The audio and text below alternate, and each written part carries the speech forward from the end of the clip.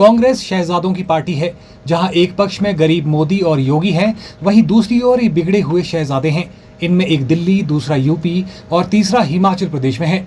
ये बात मंडी संसदीय क्षेत्र से भाजपा प्रत्याशी कंगना रनौत ने मंडी जिला के विधानसभा क्षेत्र सुंदरनगर के निहरी में आयोजित एक जनसभा को संबोधित करते हुए कही। उन्होंने कहा कि इन लोगों को राजनीति विरासत में मिली है और भारतवर्ष को अपनी पुश्तैनी जायदाद समझते हैं। कंगना रनौत ने लोगों से अपील करते हुए कहा कि कांग्रेस को सिर्फ कांग्रेस न समझे और न ही इससे जूझें, क्योंकि इनके पीछे बहुत सारी अंतर्राष्ट्रीय ताकतों का हाथ है। ये शहजादों की पार्टी है। कहाँ एक तपस्वी, एक योगी मोदी जी जो गरीब माँ के बेटे हैं, कैसे कैसे हालातों से गुजर के उस माता ने उनको पाला है। और एक ये बिगड़े हुए शहजादे हैं, चाहे जो दिल्ली में है या चाहे यूपी के अखिलेश यादव है या तो यहाँ के। इनको राजनीतिक विरासत मिली है और ये भारतवर्ष को अपनी पुश्तैनी जायदाद समझते हैं। नहीं तो क्या कारण होगा कि एक विश्व की सबसे बड़ी पार्टी एक प्रत्याशी को अनाउंस करती है और आपको उसके लिए कोई सम्मान नहीं है। कोई तो आपका ओपोनेंट होगा ही होगा, आपको सम्मान दिखाना चाहिए था कि हम कांग्रेस को सिर्फ कांग्रेस समझकर ना उनसे जूझे। उनके पीछे बहुत सारी अंतर्राष्ट्रीय ताकतों के हाथ हैं और बाकी उनकी दुष्टता किसी से छुपी नहीं है, वो आपने देखा। लेकिन आप कहते हैं कि ये अपवित्र है और ये चली जाए यहाँ से। ये कोई तरीका होता है बात करने का?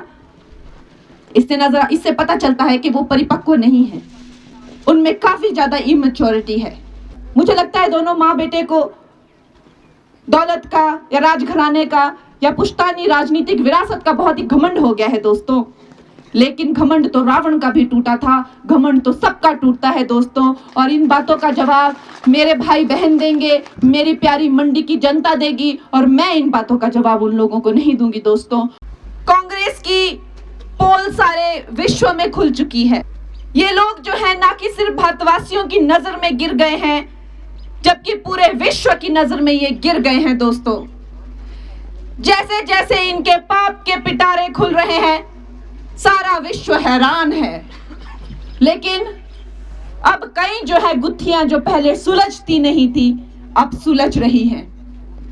ऐसा क्या था कि आतंकी अपने मन से चले आते थे और बड़े बड़े 5 स्टार होटलों में, जहां मासूम लोग आपके और हम जैसे, किसी के माता पिता, किसी के बच्चे, कोई जो अपने काम के व्यवसाय के उसके लिए आया है, ऐसे कई सौ लोग आराम की नींद सो रहे हैं मुंबई जैसे शहर में जो बिजनेस कैपिटल है, और आराम से चल के आ जाते हैं, शूट आउट करके सबको मार कर चले जाते हैं।